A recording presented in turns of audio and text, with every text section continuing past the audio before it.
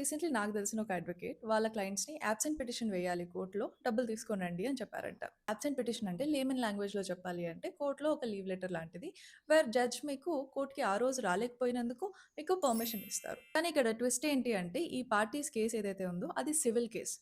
Civil కేస్‌లో గుర్తుపెట్టుకోండి ఎప్పుడూ కూడా పార్టీస్ అసలు కోర్ట్ అటెండ్ అయ్యే అవసరమే లేదు మాక్సిమం అమౌంట్ ఆఫ్ టైమ్‌లో. ఎక్సెప్ట్ ఎవిడెన్స్ టైమ్ తప్ప. అప్పుడు కూడా యాబ్సెంట్ పిటిషన్ అనేది అసలు సివిల్ ప్రొసీజర్ కోడ్‌లోనే ప్రొవిజన్ లేదు.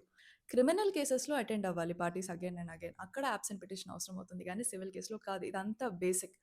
కానీ మన చుట్టూనే కొంతమంది లాయర్స్ ఇలాంటివి చెప్పి క్లయింట్స్‌ని మోసం చేస్తున్నారు. ఇలాంటివి చాలా కామన్‌గా జరుగుతున్నాయి. అందుకే నేను మళ్ళీ, మళ్ళీ చెప్తున్నాను. మీరొక లాయర్‌ని చూజ్ చేసుకునేటప్పుడు చాలా కేర్‌ఫుల్‌గా మోస్ట్‌లీ మీరొక హానెస్ట్ లాయర్‌ని చూజ్ చేసుకుంటే మీకు, మీ కేస్‌కి చాలా మంచిది. కానీ అదెలా తెలుస్తుంది? కష్టం గదా! అందుకనే నేను మీకిచ్చే టిప్ ఏంటి అంటే, ఏ లాయర్ అయితే మిమ్మల్ని కొంచెం బెటర్‌గా ఎడ్యుకేట్ చేస్తున్నారో ఆఫ్‌కోర్స్ లా మొత్తం ఎక్స్‌ప్లెయిన్ చేయడం కష్టమే. కానీ మీ కేస్ గురించి మీకు బేసిక్‌గా ఎడ్యుకేట్ చేస్తూ ఉన్నట్లయితే, ఆ లాయర్‌ని చూజ్ చేసుకుంటే అదొక గ్రీన్ ఫ్లాగ్ అని చెప్పొచ్చు. మీరు కొంచెం బెటర్‌గా, కాన్ఫిడెంట్‌గా చూజ్ చేసుకోవచ్చు. సో, అందుకే be very, very careful while you are choosing your lawyer.